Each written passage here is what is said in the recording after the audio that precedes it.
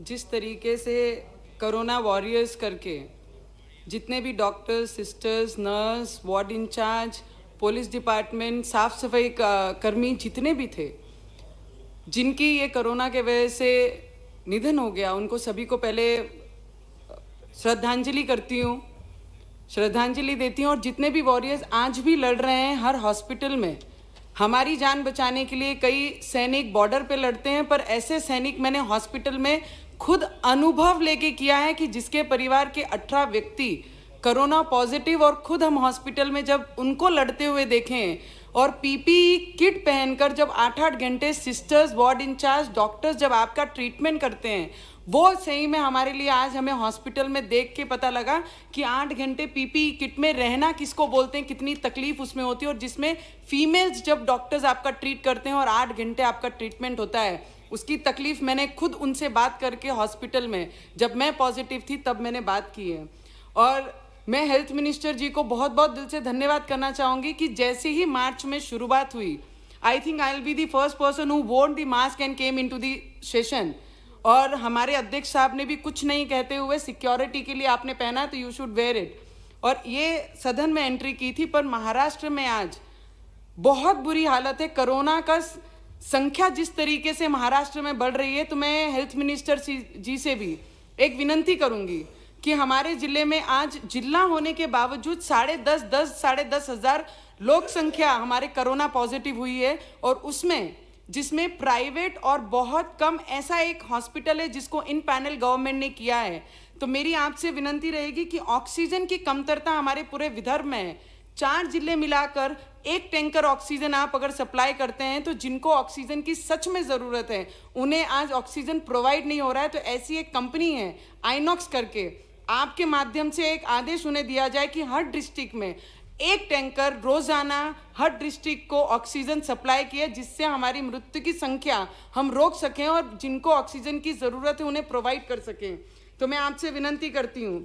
और जिस तरीके से महाराष्ट्र में आज 10% प्राइवेट हॉस्पिटल रिजर्व किए गए हैं, उसे बढ़ाकर 50। Sir, Please conclude. I have fought with this corona, so let me please talk on this because I have known this personally. क्योंकि पहले दिन से हेल्थ मिनिस्टर जी के साथ में, एक्सटर्नल अफेयर के साथ में बात करते करते हम लोगों ने यहाँ तक अभी तक हम लोगों ने ये चीज़ें पार की हैं।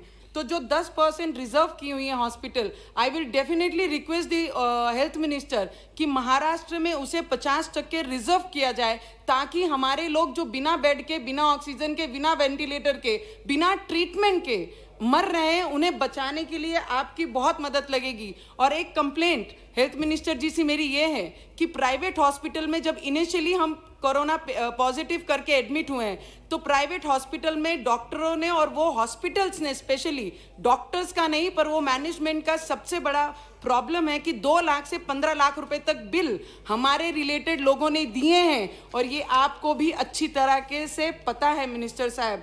और दूसरी, जिस तरीके से जिस वैक्सीन से हमारा ट्रीट होता है हॉस्पिटल में, एक तो रेमडेसिविर और टोसिलाज़ोमैब जो हैं, मंत्री साहब बोलते हुए दुख महसूस होता है कि जिस हॉस्पिटल में हम लोग ने जाकर अपना ट्रीटमेंट किया है, जिस वैक्सीन की कीमत, जिस वैक्सीन की rate, it is only 4,000 rupees. My self, I am the victim of this medicine कि I have paid for that medicine vaccine for 11,500 and tocilizumab I have seen my family related person who have got this Tocilizumab. What is the actual price is 38,000 rupees and we have got it for 1 lakh rupees. So I just wanted you to make a squad on that कि जितने भी लोग इस पे ऐसी black में इस दवाइयों को, इस वैक्सीन को सेल कर रहे हैं, उस पे कानून लगाया जाए और उस पे एक्शन किया जाए। ये मेरी आपसे मांग करती हूँ। Last 1 minute sir, please. No. I won't ask you You have anything to understand else. the limitation of the chair, please. और जिस तरीके से महाराष्ट्र में ये कोरोना कंट्रोल से बाहर हो गया है, उसके लिए मैं आपसे मांग करूंगी कि आप लोग सेंट्रल गवर्नमेंट, महाराष्ट्र पे राष्ट्रपति शासन लागू करके, केंद्र ने उसको ओवर रूल करके महाराष्ट्र की गवर्नमेंट को, महाराष्ट्र के लोगों को बचाने का काम ये केंद्र करे। मैं आपसे दिल से विनंती करती हूँ। Last 1 minute sir, last 1 minute।